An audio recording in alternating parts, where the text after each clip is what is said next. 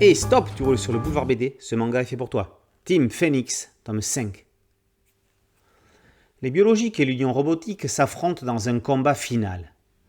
Uran et Fire traversent les dimensions, le temps et l'espace. Uran pense que Fire est issue en partie du Phénix et d'elle-même.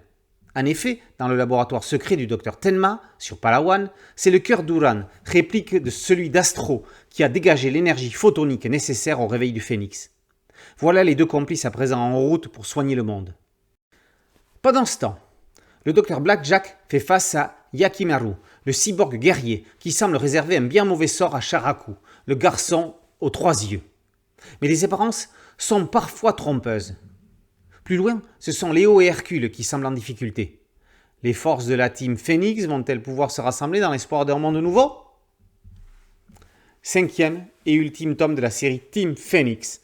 Sous couvert d'un hommage à Osamu Tezuka, en reprenant dans un crossover ses principaux personnages, Kenny Ruiz a réalisé un space opéra démontrant que l'union fait la force, que rien n'est jamais perdu, mais que le combat ne finit jamais. Ode à la tolérance, avec en particulier le personnage de Saphir, Team Phoenix et de ces histoires beaucoup plus profondes dans le fond qu'elles ne peuvent le laisser paraître dans la forme. Saphir, par exemple, est un personnage étonnamment en avance sur son temps, surtout à l'époque où Tezuka l'a créé. C'est une ode à la solidarité. Si le fait d'avoir pu revivre avec ces personnages emblématiques que sont Astro, Léo et les autres a été un plaisir incommensurable, quelqu'un est devenu un super-héros au fil des 5 tomes de ce manga. C'est son auteur, Kenny Ruiz.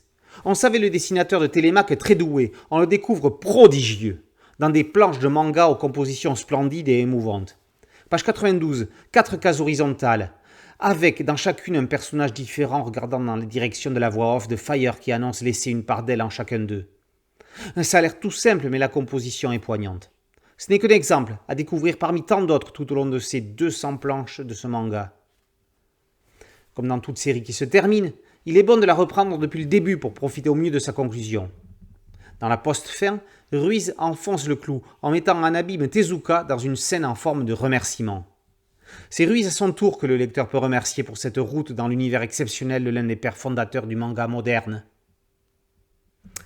Team Phoenix, tome 5, par Kenny Ruiz, d'après les personnages d'Osamu Tezuka, est paru chez Vega Dupuis.